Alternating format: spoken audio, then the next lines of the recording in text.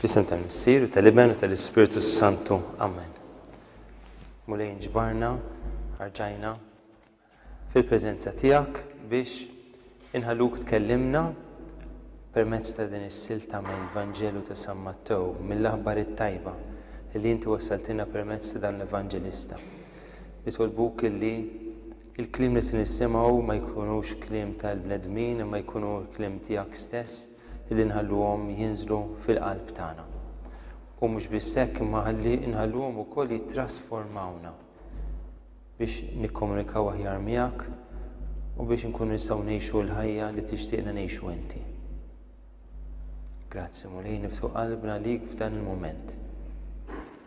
Ejja Spiritu Qaddis, nebbaħna inti u kellimna inti. Amen.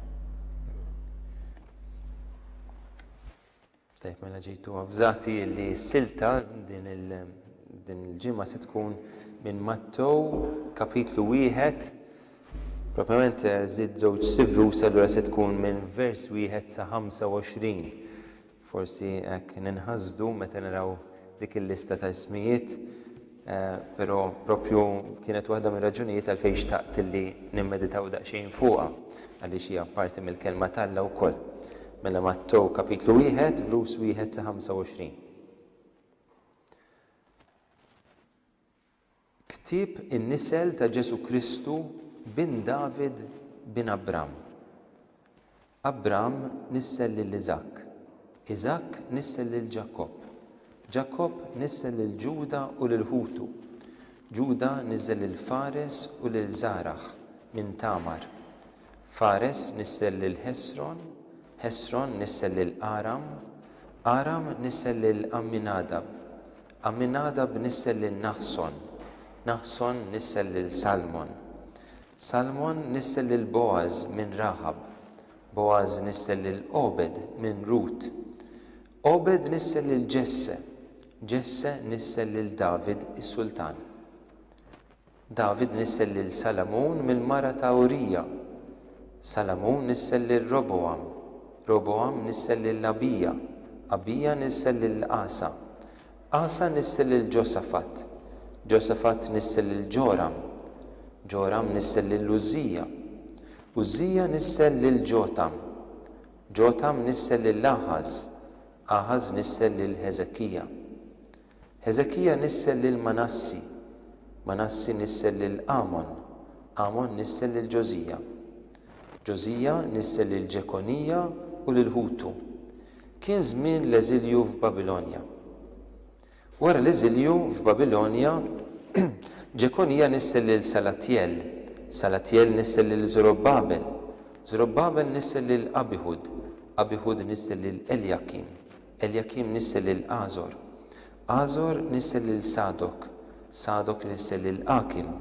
Akim nissel lil Elihud. Elihud nissel lil Elazar. Elazar nissel lil Mattan. Mattan nissel lil Ġakob. Ġakob nissel lil Ġuseppi, ir-raġel ta' Marija, li minna twilet Ġesu li sejħulu il-Messija. Bella n-nisel kollu kien minn Abram sa David 14 nisel, minn David sal-eżilju tal-Babilonja 14 nisel u mill-eżilju tal-Babilonja sal-Messija 14 nisel. It-tnissil ta' Ġesu il-Messija sar hekk. Ommu Marija wara li tarset ma' Ġuseppi qabel ma marru joqogħdu flimkien, saret bil-ħidma tal-Ispiritu Santu. Żewġa Ġuseppi li kien raġel ġust u ma rridx ixandara quddiem kulħadd, għamel il-ħsieb li jibgħatha bil-moħbi tan-nies. Meta kien għadu qiegħed jaħsibha, dellu anġlu tal-mulej fil-ħolm u qallu: Ġuseppi bin David, xejn la tibża tieħu għandek lil martek Marija, għax dak li tnissel fiha ġej mill-Ispiritu Santu. I se jkollha iben u inti semmih Ġesu, għax hu jsalva il-poplu tiegħu minn drubietom. Dan kollu ġara biex iseħħ dak li kien qal il-mulej permezz tal-profeta meta qal: Ara, ix-xebba tnissel u jkollha iben u jsemmuh Immanuel, li bil-sina jfisser Alla Mana. Ġuseppi meta qam għamel kif ordnalu l-anġlu tal-mulej u ħalel martu għandu. imma baqa ma rafix sa ma kellha iben u semmih Ġesu.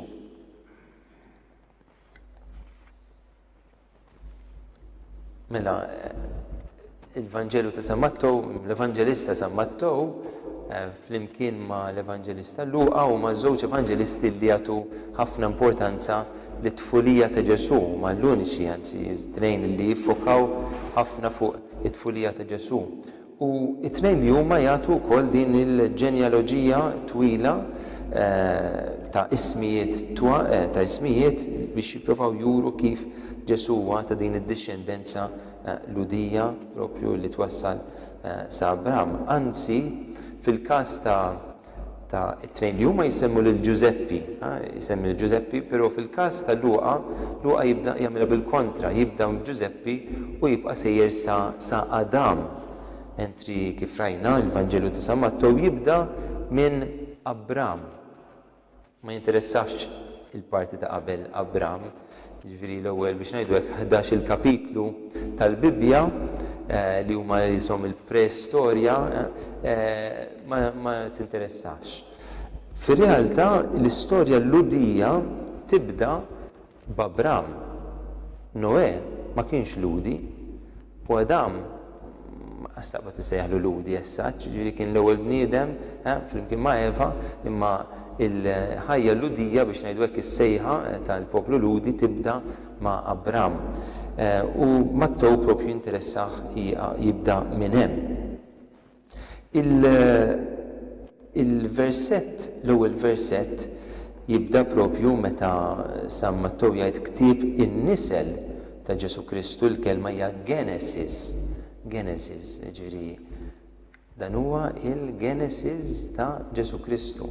Ġifieri l-ewwel ktieb tat-Testament il-Qadim jismu Genesis, mentri issa l-ewwel ktieb tat-Testament il-Ġdid jibda bil-Ġenesi mhux tal-ħolqien imma ta' l-iben tal biex ngħidu hekk fl-istorja tal-bniedem.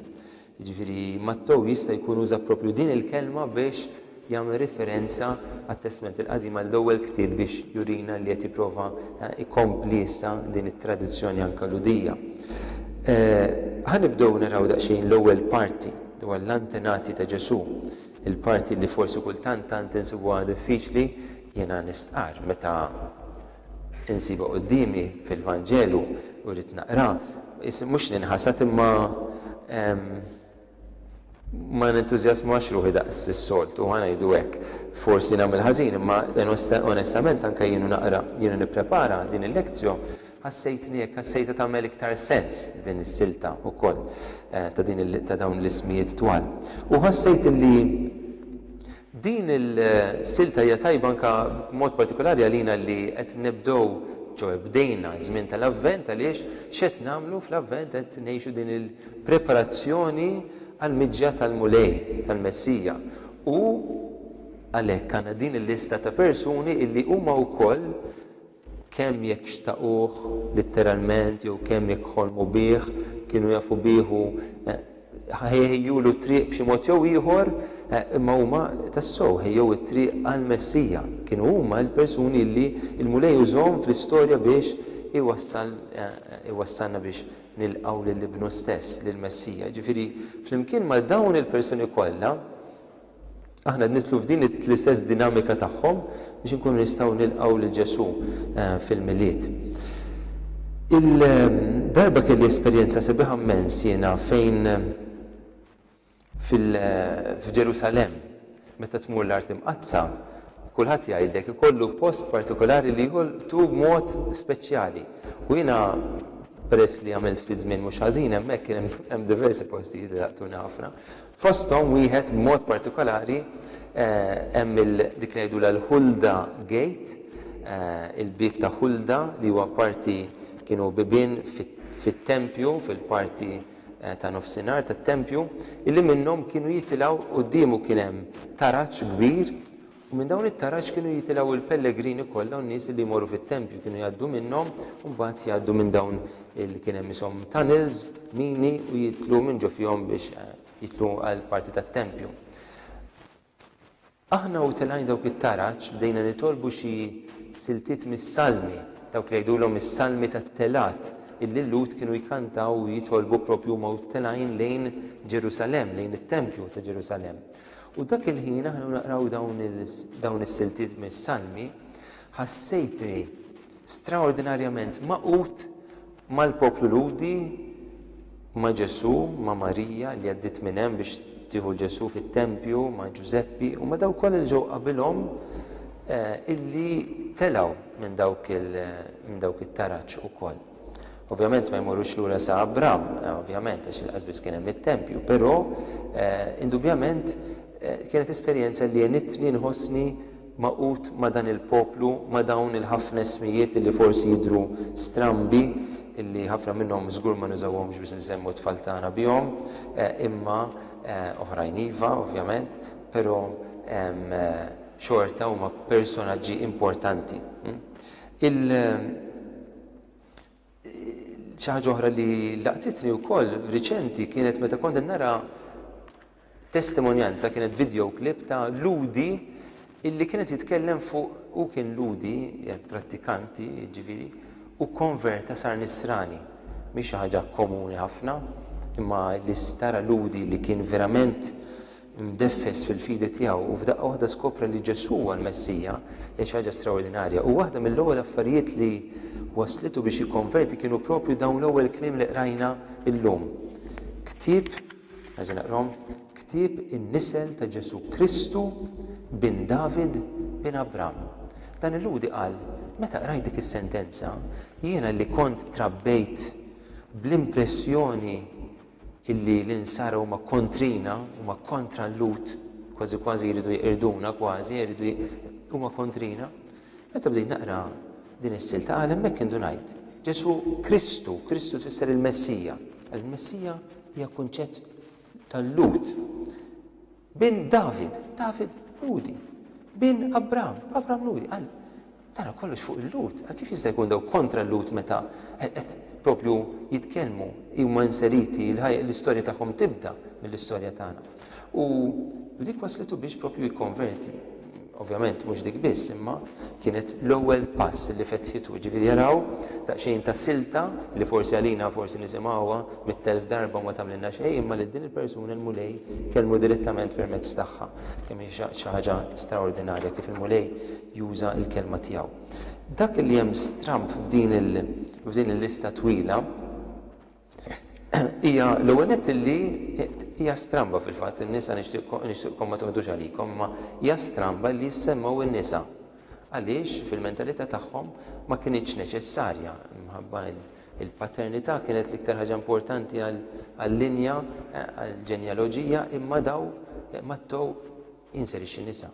Stramba li mbagħad Luqa illi huwa l-evanġelista tan-nisa li kollu jsemmi n-nisa u Ġesu huwa verament viċin tagħhom fil-Vanġelu kollha kemm hu, stramba li fil-ġenealoġija tiegħu ma jsemmihomx imbagħad. Imma Mattew jsemmi diversi. Mela dik hija xi ħaġa biex ngħidu hekk stramba f'din il-ġenealoġija. Xi ħaġa oħra li hija stramba hija li hemm persuni, individwi li mhumiex Lut. L-istess timmaġina li l-Lut li tant kienu jaffermaw l-identità tagħhom, aħna Lut u jagħmlu minn kollox biex iżommu l-identità tagħhom anka l-ikel permezz tal-ikel tagħhom kosher illi ċertu ikel jikluh, ieħor ma jikluhx, b'dan dawn it-tip ta' użanzi tagħhom iddistingwu ruhom minn dawk li ma kinux Lut. U sa frattant meta Mattew jagħtina din il-ġenealoġija ideffes Lut u nies li mhumiex Lut.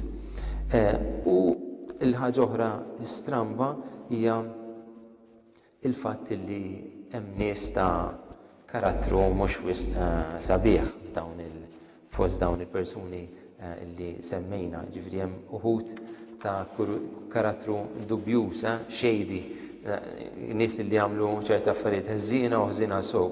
U tantu hekk li fil-fatt nixtieq anke nsemmi lil xi wħud minn dawn l-individwi anke biex insiru nafuhom daqsxejn, tajjeb li nsiru nafuhom il dawn in-nies mhux biss nisimgħu l-isem tagħhom daqshekk. Nerġa' nsemmi dan l-ewwel vers. Ktieb in-nisel ta' Ġesu Kristu, jiġri Ġesu il-Messija, Kristu, dak li huwa l-Midluk il-Messija, bin David, David jirrappreżenta il-monarkija, is-slaten kollha, il-monarkija tal-Lut. Bin Abram, Abram jirrappreżenta propju lill-patriarki, ġifieri il-Messija, il-monarkija irrappreżentata minn David u il-patriarki imorru dejjem iżjed lura fl-istorja li huma rappreżentati minn Abram.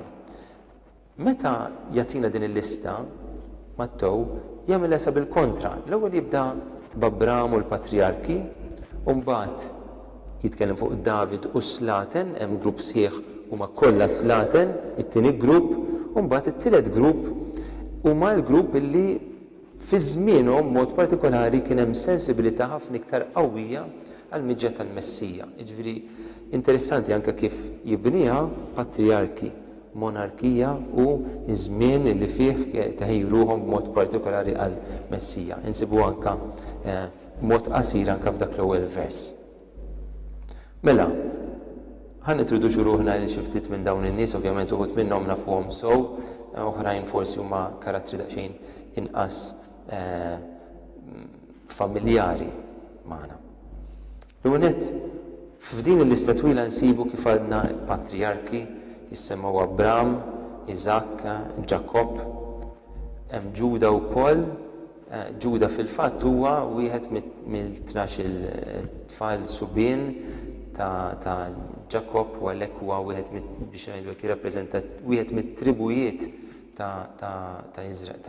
tal-Lut ta' Iżrael, u għalhekk għandna propju l-pedament, hawnhekk għandna l-pedament ta' dak li l-Lut iqisu tant importanti fil-ħajja tal-istorja tagħhom bħala poplu. Insibu wkoll lil Tamar. Tamar għandha storja interessanti. Tamar kienet il-missiera, ċoe żewġ tfal, żewġ tirġiel tagħha, xi żewġet u miet ir-raġel tagħha, u mbagħad raġet iż-żewġet lil ħuh u miet ukoll. Missier dawn iż-żewġ tagħha kien propju Ġuda, u Ġuda qal din qed toqtolli t-tfal tiegħi, ġifieri qal aħjar ma ntix it-tielet wieħed ukoll għax imut ukoll kif jiżżewġa. Allura prova għall-essaħu paċenzja kompli jgħix ta' armla mbagħad meta jikber nagħtihulek it-tielet wieħed, u prova jnessija, imma indunat illi prova mhux inessija fil-fatt iqarraq biha. Allura għamlet ruħha ta' prostituta. Ġuda waqaf in-nassa u mbagħad meta nkixef kollox dawn l-affarijiet is-soltu jinkixfu mhux hekk irrealizza li kien għamel żball. Imma Tamar, u din niftakruha, issa niftakruha għaliex se nsemmiha aktar tard ukoll. Tamar għamlitha ta' prostituta biex jirnexxielha tikseb id-drittijiet tagħha, għax kienet bid-dritt illi missier ir-raġel tagħha li miet jagħtiha lis-subien l-oħra sakemm tnissel għall-ewwel missier, għall-ewwel raġel tagħha. Din hija Tamar. Insibu wkoll ir-Raħab, prostituta bil-pedigree, dina kienet ġifieri mhux għamlitha ta' prostituta, ma di kienet il-professjoni tagħha. U mhux hekk biss, imma kważi marret daqsxejn kontra il-poplu tagħha stess għaliex għenet lill-ispjuni ta' Ġożwe. Ovvjament narawha bħala mara tajba f'dak is-sens għaliex qed tgħin il dawk li huma mmexxijin minn Alla. Ma ġifieri ħadet riskju kbir biex tagħmel dan. Raħab. Mbagħad hemm ukoll Fares. Fares kien wieħed minn żewġ tfal. Hawnhekk għandna miktub Ġuda nissel lil Fares u lil Żaraħ minn Tamar. Ġifieri meta wara din il-biċċa tax-xogħol li semmejtilkom kellhom żewġ tfal. L-ewwel kien se joħroġ Żaraħ, allura rabtulu kurdun ma' jdeh biex ikunu jafu li hu l-ewwel wieħed, imma mbagħad dak daħħal ideh jew ġibdu ieħor minn ġewwa x'kienu tewmin, u Fares ħareġ qablu. U Fares propju tifisser wieħed illi joħroġ hekk isu bis-salt, ġifieri għalhekk tawħu dan l-isem, għaliex prova jaħtaf id-dritt tal-ewwel wieħed li twieled. Ovvjament kellhom ħafna drittijiet, allura naraw il xi ħadd li jaf jaħtaf, jiġbed lura lil ħuħ kważi fil-ġuf dik is-sens nieħdu. Mbagħad hemm ukoll Boaz. Boaz illi huwa ppreżentat bħala raġel ġust, raġel li jżomm il-liġi, mod partikolari l-kmandamenti li Alla jagħti lil Mosè fid-Deuteronomju biex jagħtu każ ta' anke meta jkollhom l-għalqa pereżempju ma jiġbrux kollox u ma jħallu ftit għal minnu fqir biex ikun jista' jiekol. Naraw li Boaz huwa dan it-tip ta' persuna illi jsellem lil ħaddiema jiekol magħhom, jirrispetthom. U mbagħad meta tiġi Rut din il-Moabita li hija barranija, il-Moabiti kienu joboduhom il-Lut, ma kienux jaqblu magħhom għax il-Moabiti kienu fixkluhom lil-Lut huma jippruvaw jitlu fl-art imqazza, fl-art imweda, il-Moabiti ma jenuhomx lil-Lut.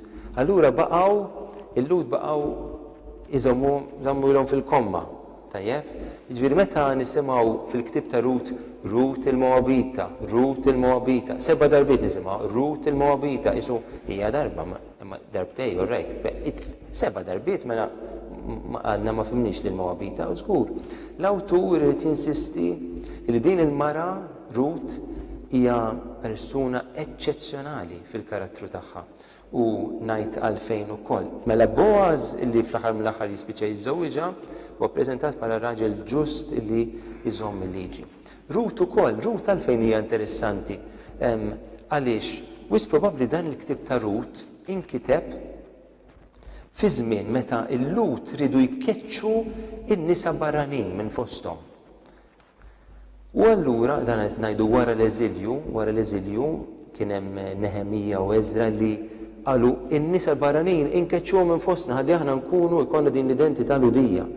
Imma kien hemm min ma qabilx ma' ħad il-biċċa tax-xogħol u jista' jkun li f'dan il-perjodu inkiteb dan il-ktieb ta' Rut illi jitkellem fuqha bħala barranija, anzi minn Moab, minn Moab. Imma din il-persuna hija eċċezzjonali f'liema sens. F'dan is-sens. L-ewwel nett darba minnhom issipruha ma' Boaz bil-lejl u minflok tipprova tagħmel bħal Tamar illi għamlitha ta' prostituta biex taħta fid-dritt tagħha. Rut għalkemm f'ċertu sens kellha xi dritt minn Naomi, il-raġel tagħha setat b'xi mod ieħor tiksbu, però stenniet, ma qabżitx fuqu. U l-oħra hija li Rut kienet kważi aħjar minn kważi nis-sogra ngħid, kważi aħjar minn Abram. Għalfejn? Għaliex Abram telaq mingħajr ma jaf fejn sejjer, imma telaq bweda kbira. Il-mulej qallu jiena nagħmlek kbir, it-tfal tiegħek daqs il-kwiekeb tas-sema, daqs il-ramel ta' xatt il-baħar. Telaq ma jaf fejn sejjer ma bweda enormi minn Alla. Rut telqet minn pajjiżha biex tmur lura ma' Naomi mingħajr weda. Taf li sejra lura fil-faqar. Ġifieri ma minħabba l-fedelta tagħha xorta marret magħha. Ġifieri naraw anke dawn l-individwi ta' karattru nobli immens ukoll. U l-fatt li mbagħad Boaz jiżżewwiġha jisu l-awtur tal-ktieb ta' Rut qed jipprova jgħidilna Boaz huwa bniedem li jħobb iżomm il-liġi. Wara iżżewweġ li din il-barranija għaliex it-tnejn kienu persuni ġusti għalfejn għandna il-barranin inkeċċuhom, inwarbuhom. Ġifieri dik daqsxejn forsi storja żgħira fuq il-ktieb ta' Rut imma din hija l-figura tant sabiħa. U mbagħad għandna it-tieni grupp, naqbes ma nistax ngħid kollha għax inkella ma nifqgħat, it-tieni grupp huwa għandna grupp ta' slaten li bdew mhux minn Sawl l-ewwel sultan imma minn David, it-tieni sultan. U jibqgħu neżlin sa Ġekonija. Mela għandna David u l-Salamun, ovvjament l-iktar tnejn magħrufa, l-iktar tnejn importanti. U fosthom ukoll insibu lil-Abija, Abi Jahwe. Abi mhux Abbi bħal bil-Malti. Av, missieri huwa Jahwe, hekk tfisser Abi Jah, missieri huwa Jahwe. U dana li skont ismu missieru huwa Jahwe, l-Iskrittura tgħidilna hekk fuqu u għamel id-dnubit kollha li kien għamel missieru ġifieri Rehoboam, it-tifel ta' Salamun, qablu. Qalbu ma kienx sħiħa mal-mulej Alla tiegħu bħalma kienet qalb David missieru. David probabbilment kien jiġu n-nannu tiegħu, imma ovvjament missieru għaliex jiġi qablu. Ġifieri naraw it-taħwit fost dawn is-slaten. Asa, ir-re Asa x'għamel? Prova ineħħi l-idolatrija li kien hemm fil-pajjiż u prova iżomm il-qima ta' Alla ta' Jahwe. Ġifieri kienu kun hemmhekk kultant issib xi re imgerfex u mbagħad ta' warajh jipprova jagħmel minn kollox biex jiġbor ġieħ il-monarkija, jarġa' jdur lejn il-mulej. Imbagħad jerġgħu jaqgħu fl-iżball. Fil-fatt Ġoram l-istess daħal fl-idolatrija bruħu ġismu, ġifieri ħawat kemm fellaħ ukoll. Użżija u t-tifel tiegħu Ġotam huma kellhom it-tnejn kienu jsafru minn lebbra. It-tnejn li huma sifru minn lebbra ovvjament ma kellhom soluzzjoni għaliha f'dak iż-żmien. Imma l-Iskrittura tgħidilna li Ġotam saltan fil-biża' tal-mulej Alla tiegħu. U għalhekk minkejja li kellu din il-problema imma kien mar tajjeb fis-saltna tiegħu. Ir-re Aħaz għex ħajja ta' ħażen u ta' idolatrija, arġajna ġifieri, u mbagħad Heżekija kien meqjus bħala re tajjeb ħafna. Heżekija kien jgħix fi żmien ta' Iżajija, tantu hekk li ltaqgħu it-tnejn li huma u darba minnhom Heżekija kien ma jiflaħx u Iżajija bħala sinjali li l-mulej kien se jfejqu b'mod mirakulus, qallu li l-mulej kien se jċaqlaq il-xemx, id-dell tax-xemx 10 passi lura biex jurih illi il-mulej kien se jiffejqu u tassew għamel dan. Heżekija jibqa' magħruf mod partikolari llum hawnhekk hawn minn mar l-art imqazza jew le. Aw minn mortu, ma nafx mortux fi Heżekja's Tunnel. Din il-mina twila kważi mhux hija nofs kilometru fil-fatt twila li tmur min-naħa tal-lvant tal-belt l-antika ta' David u tmur minn taħt minn ġolblat, minn taħt l-art lejn isu n-nofs tal-belt imma tiġi fuq in-naħa l-oħra tal-għolja tal-belt. Allura Heżekija prova b'dan iġib l-ilma minn ix-xija li kien hemm minn għajn ta' ilma iġiba n-naħa l-oħra tal-belt biex in-nies fuq in-naħa l-oħra jkunu jistgħu jkollhom aċċess għall-ilma. Allura bena din il-mina u kif ukoll pool żgħira fejn seta' jinġabar dan l-ilma kollu. U infatti sabu wkoll interessanti fl-arkeoloġija sabu fit-tarf ta' din il-mina sabu test mnaqqax bl-Ebrajk antik li jispjega il-mument meta dawk li kienu qed iħaffru min-naħa u l-oħrajn li kienu qed iħaffru min-naħa oħra iltaqgħu flimkien. Ma kienx linja dritta ġew ishom esse imma ħadd ma jaf kif irnexxielhom taħt l-art jiltaqgħu. Ġifieri meravilja tal-ħsieb tal-bniedem ta' dak iż-żmien. U mbagħad mela wara Heżekija nsemmi l-aħħar re, l-aħħar sultan jissemma Manasse, it-tifel tiegħu wkoll illi hu wkoll prova jneħħi l-qima ta' Jahwe. Ġifieri ara x'taħwit qed naraw f'din il-lista sabiħa li tiġi qabel Ġesu. Prova jneħħi l-qima ta' Jahwe u mhux biss imma talli xerret ħafna demm innoċenti tgħidilna l-Iskrittura. Tantu hekk illi da Manasse huwa wkoll msejjaħ in-Neruni tal-Palestina. Neruni jagħmel l-istess mal-insara u ma' dawk in-nies li jisu persegwita u dan huwa l-istess, huwa meqjus in-Neruni tal-Palestina għaliex xerret ħafna demm innoċenti. L-aħħar personaġġ li nixtieq insemmi huwa Zerubbabel illi kien dik il-figura importanti illi meta il-Lut setgħu jiġu lura mill-eżilju skont l-ordni li ta' Ċiru jew il-permess li ta' r-re Ċiru tal-Persja ġab lura iktar minn 42,000 ludi miegħu f'dik li għajdula the return, meta ġew lura insomma il-lut għal Ġerusalem. Tajjeb, mela dawn huma l-figuri uħut minnhom almenu ma tgħandniex fihom kollha almenu forsi nsiru nafu ftit minnhom iktar mill-qrib. Jekk issa nitlu fuq fit-tieni parti tas-silta tagħna naraw illi jekk l-ewwel parti li semmejna turi l-umanità vera ta' Ġesu, kemm Ġesu daħar f'din l-istorja tagħna l-bnedmin ma qadx joqgħod jiddistanza ruħu minna, ma provax il-mulej joħloqlu ġenjaloġija ta' nies li kienu kollha qaddisin, kollha bravi, kollha qassisin ma nafx fiex fit-tempju jew sorriet ma kienx hemm dak iż-żmien imma insomma xi ħaġa hekk forsi. Imma il-mulej xorta rid juri l-umanità tiegħu permezz ta' din l-istorja. Fl-istess ħin it-tieni parti, il-parti li tiġi eżatt wara din il-ġenjaloġija, turina kif dan Ġesu li daħal bruħu ġismu fl-istorja tal-umanità fir-realtà huwa ta' discendenza divina, huwa liben ta' Alla stess, kif jurina Mattew. Mela, it-tnessil ta' Ġesu il-Messija sar hekk. Vers 18. Ommu Marija wara li tarset ma' Ġuseppi qabel ma marru jqogħdu flimkien sarethom bil-ħidma tal-Ispiritu Santu.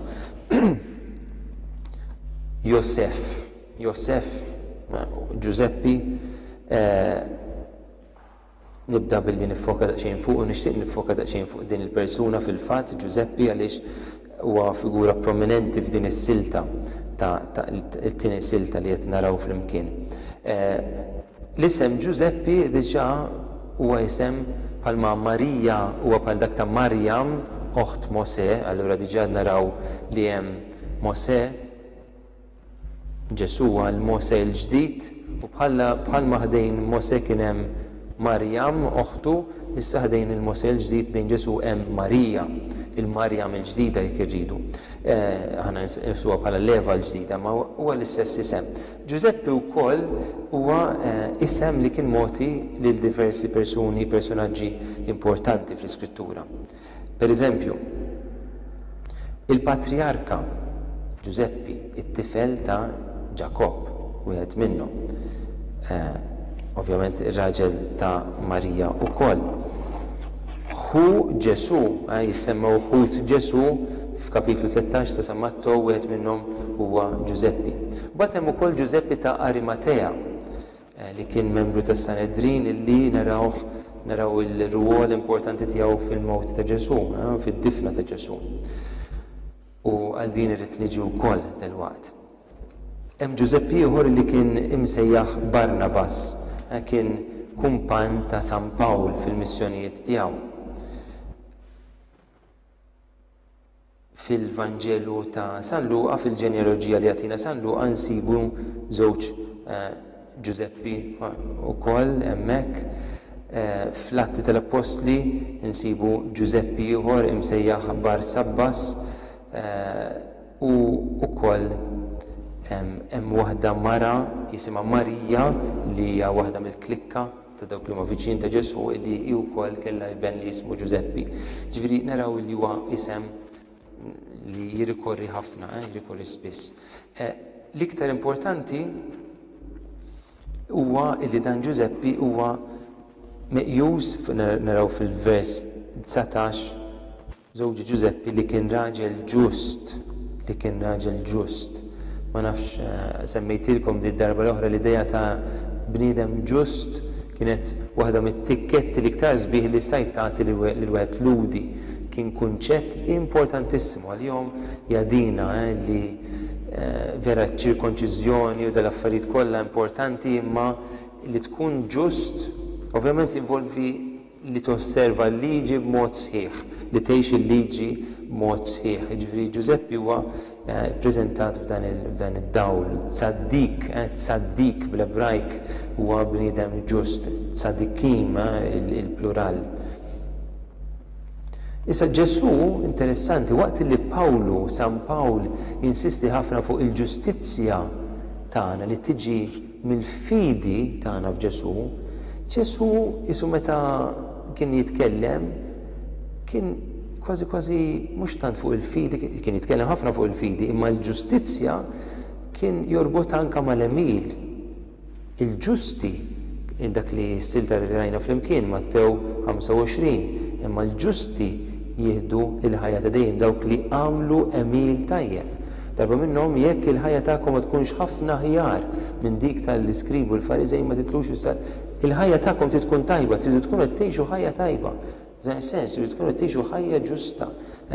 Ġesu għalih li timita lillah l-ablazzjonijiet tiegħek kienet importanti. U għalhekk meta Mattew jitkellem fuq Ġuseppi bħala bniedem ġust, għandna din l-idea, mhux xi kunċett astratt, huwa bniedem li fil-konkret qed jgħix ir-rieda tal-Alla.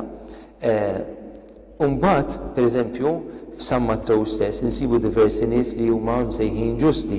Abel huwa msejjaħ il-bniedem ġust f'kapitlu 23 ta' San Mattew. Dawk li jixtuqu jaraw il-Messija wkoll jissejħu ġusti f'Mattew 13. Dawk li għandna kemm semmejt issa f'Mattew 25 li qegħdin fuq in-naħa tal-lemin ta' raj tal-sultan fil-ġudizzju, fl-aħħar ġudizzju. U Ġesu wkoll jiġi msejjaħ bniedem ġust. Tafu minn min? Mill-mara ta' Pilatu. Jisli ma jkollok xejn x'taqsam ma' dan ir-raġel xi huwa bniedem ġust. Hi wkoll tiddiskrivih b'dan il-mod. Ippermettuli ma stajtx nirreżistiha din imma nixtieq ngħidilkom ftit affarijiet żgħar għaliex rajta interessanti ħafna l-kemm mhux sempliċement fil-Vanġelu ta' San Mattew imma naraw li fil-bidu tal-ħajja ta' Ġesu il-mulej jipprovdilu lil dan Ġuseppi li kien il-missier putattiv ta' Ġesu u fl-aħħar tal-ħajja ta' Ġesu il-mulej Alla jipprovdilu Ġuseppi ieħor, Ġuseppi ta' Arimatija.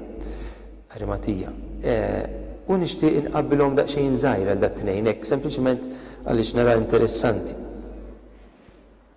L-ewwel Ġuseppi ta' Marija kien pjuttost fqir, kien bniedem fqir. Naraw mill-offerta li offrew fit-tempju żewġ tibċiċen, ma kellhomx joffru iktar minn hekk. Ġuseppi ta' Arimatija kien senjur, biss jekk naraw dawk il-glalen ta' spices, ta' fwejjaħ illi ħa biex jitfnu l-Ġesu bihom hija xi ħaġa impressjonanti. Ġuseppi ta' Marija kien hemm biex jilqa' lil Ġesu huwa u ddieħel fid-dinja. Ġuseppi ta' Marija, waqt li Ġuseppi ta' Arimatija kien hemm biex f'ċertu sens jakkumpanja l-Ġesu huwa u ħireġ mid-dinja. Wieħed ħireġ mill-ġuf liħor jarah dieħel fil-qabar. Wieħed għalhekk irċieva l-ġisem ħaj ta' Ġesu, liħor irċieva anke minn fuq is-salib il-ġisem mejjed ta' Ġesu. Wieħed Ġuseppi flimkien ma' martu fisqewh il-Ġesu, ġifieri poġġewh fil-ħwejjeġ neċessarji tat-tfal waqt illi Ġuseppi ta' Arimatija qiegħdu fl-iżgħar nadif għandna tgħidilna l-Iskrittura. Ġifieri tnejn li huma insibuhom jaġixxu b'dan il-mod tan delikat u tan sabiħ mal-ġisem ta' Ġesu. Wieħed tarbija ċkejkna għadu deħel fid-dinja li ieħor Ġesu mimli demm ukoll, imma f'sens differenti, imbiċċer u għalhekk naraw dan ix-xepp bejniethom. Jekk immorru daqsxejn lura għal-vers 18 wara li tarset ma' Ġuseppi tkompli insomma Marija marsa ma' Ġuseppi. Dak iż-żmien li jkunu żewġ persuni marsa ma' xulxin kienet xi ħaġa serja ħafna. Tantu hekk li jekk waħda minnhom mietet, waħda mill-persuni mietet, l-oħra kienet tiġi meqjusa armel jew armla. Diġà li għadhom marsin għadhom mhux qed jgħixu flimkien imma ir-rabta tant kienet qawwija li kienet kważi diġà l-idea hija dik ta' żwieġ. F'Dewteronomju kapitlu 20 vers 7 nsibu hemm xi ħadd li tarras xi mara u għadu ma żżewweġiex, ħajitlaq u jerġa' lura lejn daru li ma jmutx fil-taqbida u jiżżewwiġa ħaddieħor. Ġifieri ħaffef, xogħlok huwa issa li tintrabat magħha għal dejjem. Il-fatt li Marija nqabdet ilha f'dan iż-żmien tal-Irusija tfisser li kommettiet adulterju, tfisser li kisret ir-rabta anke taż-żwieġ, huwa dak huwa s-sens, kienet naqset mill-fedeltà. Huwa hekk kieku setgħu jarawha n-nies għaliex kienet marbuta ma' Ġuseppi. Però Ġuseppi f'vers 19 insibu ma rridx ixandara quddiem kulħadd, għamel ħsieb li jibgħatha bil-moħbi tan-nies. Fil-kultura ta' Ġesù kien hemm ħafna idea ta' l-unur tan-nies, l-unur tal-familja, li inti ma tkissirx l-unur tal-familja, u dana mhux biss fi żmien Ġesù, imma pjuttost f'dawn il-kulturi anke semitiċi sal-ġurnata tal-lum għadhom jibbażawha ħafna din. Inti kissirt l-unur tal-familja. L-idea tal-laqda tal-familja hija xi ħaġa li forsi aħna stess m'għadniex napprezzaw f'dan il-post.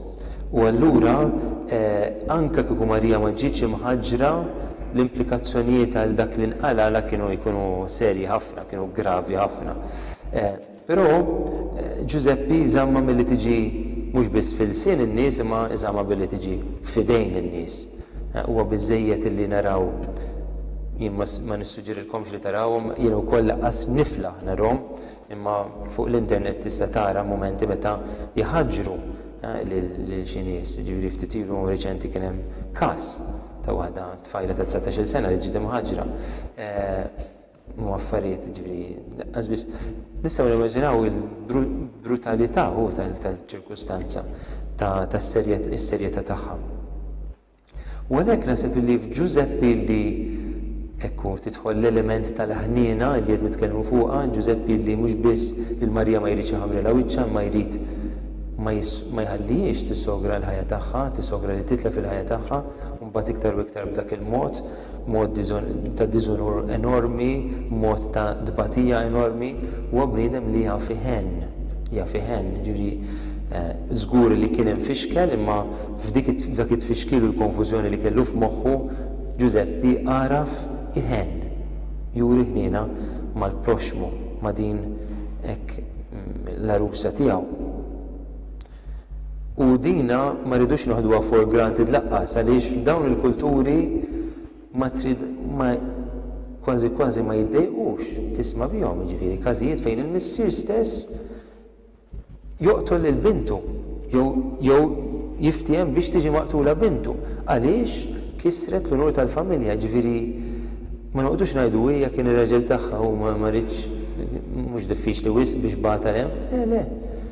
F'dik il-mentalità tkun lest li tagħmel kollox, meta għandek dik it-tip ta' mentalità ma tiddejjaqx tħalli persuna tirċievi l-kundanna li jidher li ħaqqa. Ġuseppi ma rridx jesponi l-Marija, però laqqas rid jiżżewwiġha. Ġifieri iddeċida li jażel it-triq ta' divorzju, jibgħatha lehem. Naraw anke l-umanità ta' Ġuseppi f'dak is-sens. Wara li dellu Anġlu tal-Mulej fil-ħolma nisimgħu vers 21 u inti semmih Ġesù. Ħajkolli naġġel inti semmih Ġesù. L-ewwel nett il-fatt li Ġuseppi jagħti l-isem lit-tarbija tfisser li għandu l-prerogattiva, għandu id-dritt ta' missier, u għalhekk importanti l-Anġlu ma jgħidux isma' skużi inti jagħtem ma ta' parsi, issa ħalli f'dej Marija. Le. Ġuseppi għandu rwol importanti. U l-isem ta' Ġesù ġej minn l-isem Jehoxuaq li kien l-isem ta' Ġożwe fir-realtà. Ġożwe huwa l-istess isem Jehoxuaq illi mbagħad fi żmien Ġesù ġi mibdul daqsxejn Jexuaq. Alla jisalva.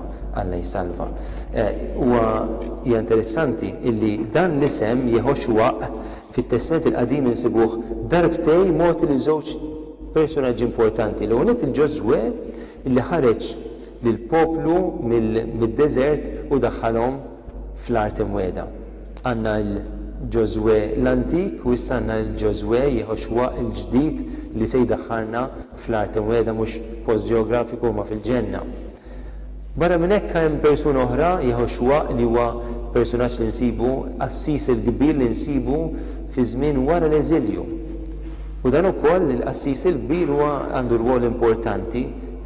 Issa Ġesu huwa l-qassis li Yehoxwa veru tagħna li huwa l-qassis il-kbir li joffri ħajtu biex isalvana.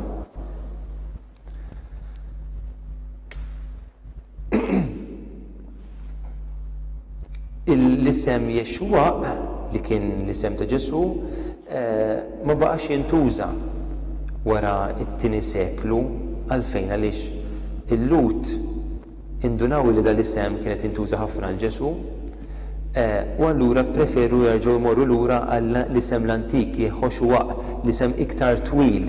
Ġifieri marru għall-verżjoni l-antika forsi anke biex jiddistingu bejn il-Yehoxwa u dan il-Ġesu issa li bdew kulħadd isejjaħlu Jexwa jew Ixoq. U il-Lut li l-Ġesu bdew isejħulu b'verżjoni tarġa' iktar qasira li hija Jexu li minnha ġej l-isem Ġesu. Għalfejn huwa msejjaħ hekk għaliex u jsalva l-poplu tiegħu minn dnubithom. Fit-Testament il-Qadim dejjem insibu lil Alla in-nies jitolbuh biex isalvhom, issa jsalvhom mhux mill-mart, mhux mill-għadu ta' madwarhom kif kienu dejjem jitolbu, imma se jsalvhom mill-iktar problema kbira tagħhom u għalhekk Alla se juri il-ħnina estrema tiegħu issa f'dan Ġesu. Ġifieri l-isem ta' Ġesu huwa biżżejjed biex aħna naraw fih il-ħnina enormi ta' Alla. Se jkolli nħaffef ftit iktar, se naqbes xi biċċiet u nsemmi l-affarijiet l-iktar importanti. Isemmuh Immanuel li jfisser bil-sina jfisser Alla magħna, vers 23. Sabiħ il-Vanġelu ta' San Mattew illi ċelebra il-Vanġelu ta' San Mattew jiċċelebra l-preżenza kontinwa ta' Alla magħna l-bnedmin. Jibda billi jitkellem fuq dan Emmanuel fl-ewwel kapitlu. F'nofs il-Vanġelu f'kapitlu 18 jgħid fejn tnejn jew tlieta huwa miġburin f'ismi hemm jiena qiegħed f'nofshom. Fl-aħħar tal-Vanġelu Ġesu jgħid jiena magħkom dejjem sal-aħħar ta' żmien. Alla huwa magħna, jiena magħkom meta tinġabru f'ismi, jiena magħkom dejjem. Ġifieri hija xi ħaġa straordinarja. Mattew qed jinsisti fuq dan il-messaġġ tal-preżenza kontinwa tal-Mulej fostna. Ġuseppi lil Marija jilqagħha għandu u l-kelma ħa lil Martu għandu vers 24 hija l-istess kelma li tintuża għar-Rumani li ħadu l-Ġesu taħt idejhom biex jieħdu kontroll fuq f'ċertu sens, ma ovvjament m'hemmx sens negattiv fil-każ ta' Ġuseppi, imma is-sens huwa li għandu issa fidejh ir-responsabilità hija tiegħu bħalma s-soldat meta tafdalu xi priġunier fidejh ir-responsabilità hija tiegħu, Ġuseppi wkoll jagħmilha b'din l-istess serjetà. Paralambano huwa l-verb li tilqa' li tirċievi li tieħu. Fl-istess ħin hemm din l-idea l-oħra li nsibu fil-Vanġelu ta' San Ġwan, dak li semmejtilkom di tar-Rumani hija mill-Vanġelu ta' San Ġwan ukoll. Minn dak il-ħin il-qudiem id-dixxiplu ħada għandu. Il-verb huwa relatat imma l-istess jiġifieri bħalma Ġuseppi ħa lil Marija għandu, hekk ukoll Ġwanni verb simili jieħu lil Marija għandu, jieħu ħsiebha jilqagħha għandu wkoll. Kemm niċċara xi ħaġa fuq il-fatt li ma kienx ma rafiex sakemm kellhom l-ewwel iben tagħhom li kultant hemm min juża din l-idea jisu sakemm kellhom l-ewwel iben ma rafiex u mbagħad wara rafa. Ġifieri kellhom x'jaqsmu ma' xulxin Ġuseppi u Marija.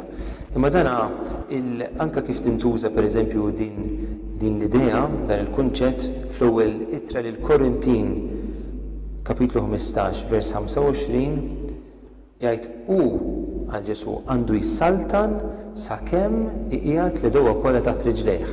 Tajjeb, jiġifieri Ġesu se jsaltan sakemm qiegħed l-edewa kollha taħt irġejh. U mbagħad ma jibqax isaltan, se jagħti s-saltan il-missieru, ma mbagħad jiġifieri jispiċċa kollox, mhux il-każ. Ġesu jibqa' jsaltan.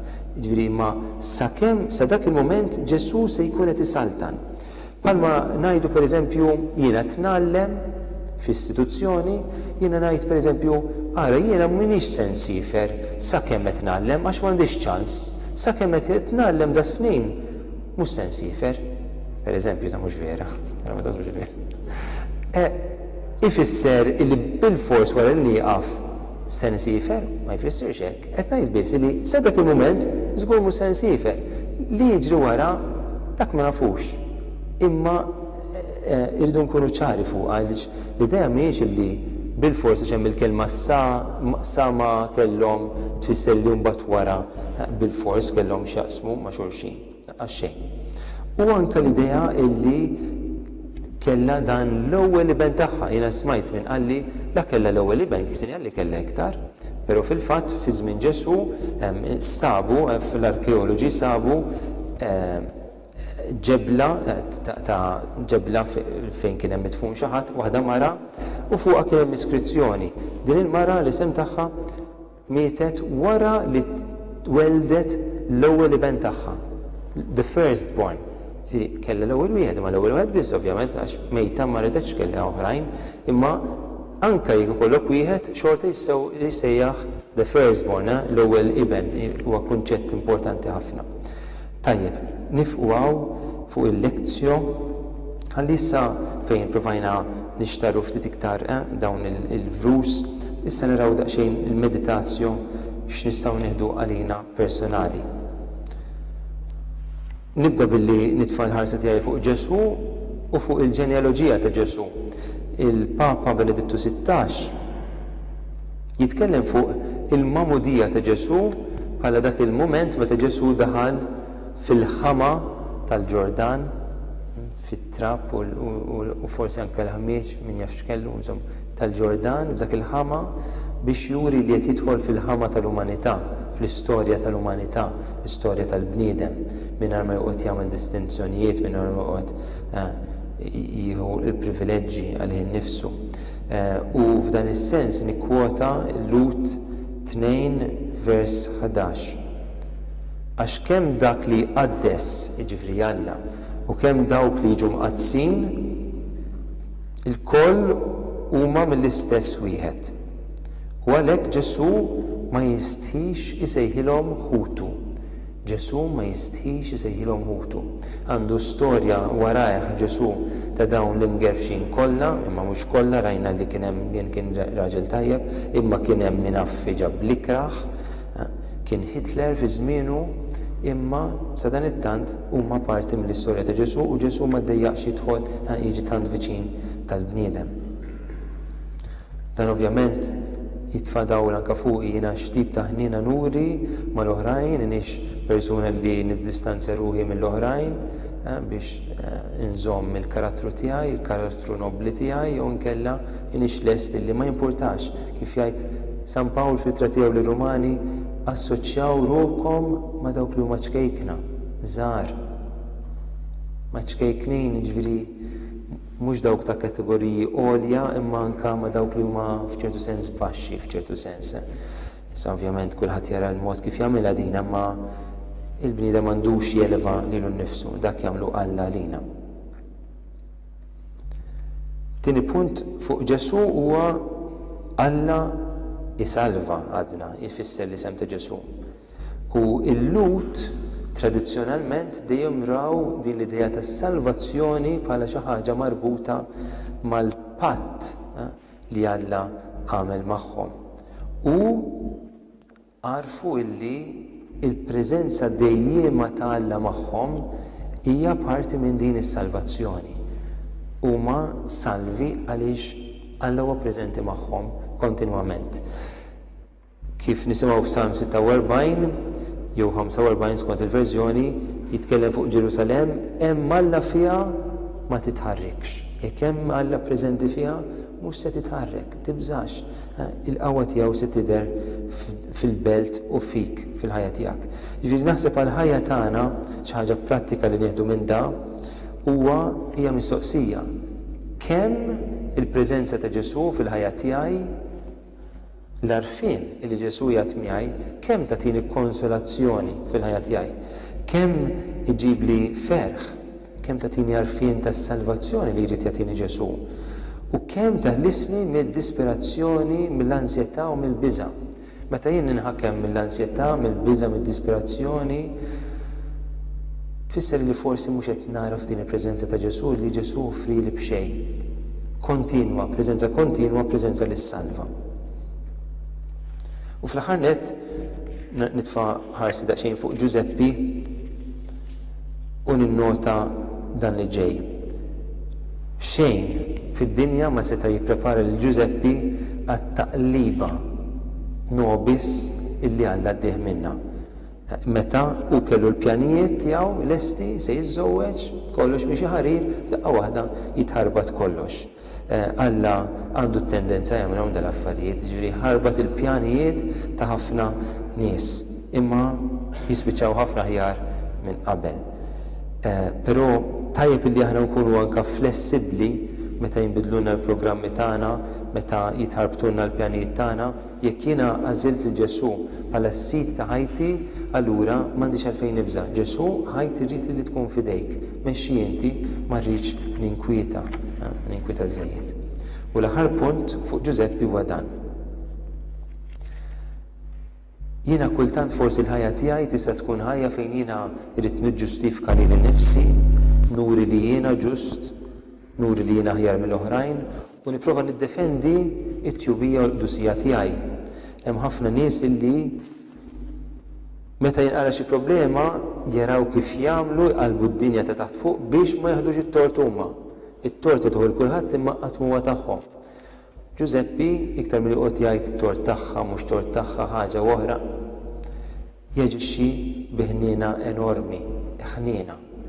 Għandha tort m'għandix tort ma nafx.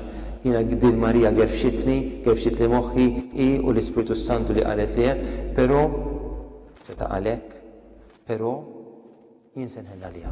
Mhux qed nifhem, però se nħenna liha. Fajnejja tidher li żbaljat, imma se nħenna liha. Enormi, hija xi ħaġa straordinarja. Nispiċċaw b'talba u f'din it-talba nixtieq nitlob hekk aħna nisimgħu dawn il-kliem Giuseppi bin David xejn la tibża tieħu għandek lil Martek Marija għax dak li tnissel fiha ġej mill-Ispiritu Santu. Dana Giuseppi semgħu huwa jaħseb bejnu bejn ruħu kien għadu qiegħed jaħsibha se jagħmel b'Marija, se jagħmel b'ħajtu. Kemm hekk nixtieq nitolbok mulej li il-ħafna nies li daħlu f'relazzjoni u se jkollhom tarbija u qegħdin jaħsbuha se jagħmlu b'din it-tarbija. Għinhom biex huma wkoll jisimgħu dan il-kliem fil-fond ta' qalbhom. Tibżax. Ħu din it-tarbija, il-qaħħa għandek għaliex hija frott tal-qawwa tal-Ispiritu Santu, hija maħluqa minn Alla. L-Ispiritu Santu huwa dak li ħadem f'dan il-ġuf minkejja l-iżbalji li saru, però ta' il-ħajja.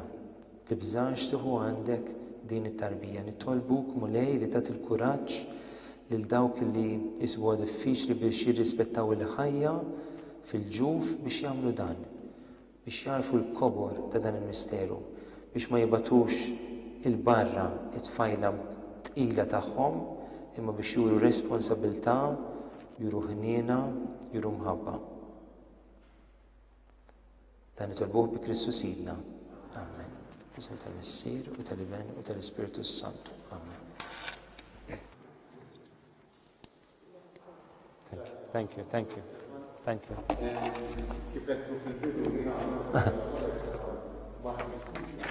Onestament,